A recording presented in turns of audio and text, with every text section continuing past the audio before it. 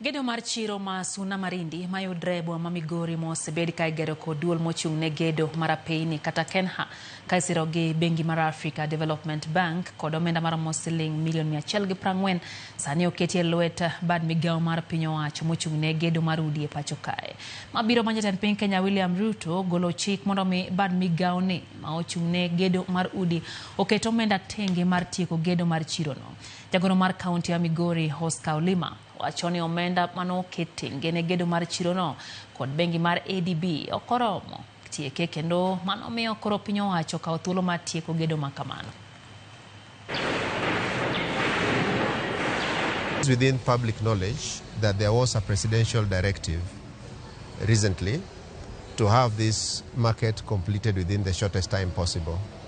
The funds that were allocated initially to complete this project could not bring it to full completion in a way that it could be usable to the traders here.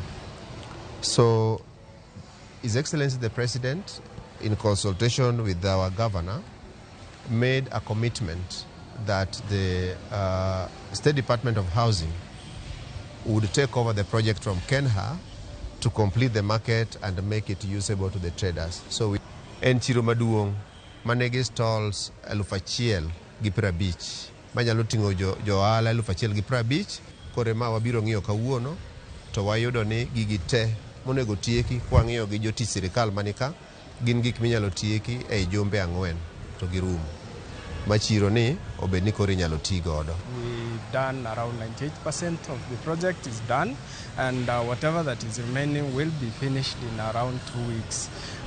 The rest of the works that are remaining will be undertaken by the State Department of Housing, which will ensure that our people are well taken into this market.